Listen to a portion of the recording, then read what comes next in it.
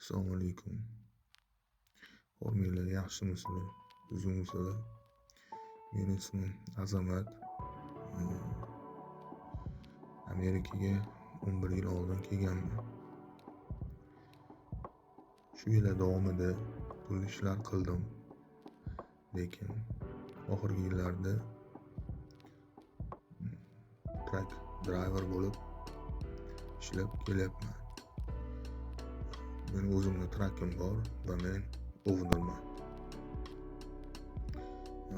Ko'p odamlar truck driver hayoti qanday ekanini so'raydi. Shuning uchun men o'z ishimizni, yo'llarni va real hayotni ko'rsatib borish uchun video olib YouTube'ga joylashga qaror qildim. Va bu mening birinchi videoim bo'ladi. Meni qo'llab borasizlar degan umiddaman. Hozir men Kaliforniyadan Chikagoga qarab ketyapman va men Amazon yukini olib ketyapman. Amazon yuki bu vaqtga bog'liq yuk. Har bir to'xtash, har bir dam olish oldindan hisoblab chiqiladi. Oldinda uzun yo'l, bir nechta shtatlar, minglab kilometr masofa. Ko'pchilik o'ylagandek bu ish faqat rul ushlash bilan bog'liq emas. Bu juda katta mas'uliyatni talab qiladigan ish. Yukni olish, hujjatlarni tekshirish, yo'l qoidalariga rioya qilish, vaqtni to'g'ri rejalash. Bularning hammasi truck driver zimmasida. Ba'zan charchaysan, ba'zan uyingni sog'inasan. Lekin bizga yuklatilgan ishni oxirigacha qilishimiz kerak. Kunlar yo'lda o'tadi. Bugun bir shtat, ertaga boshqasi.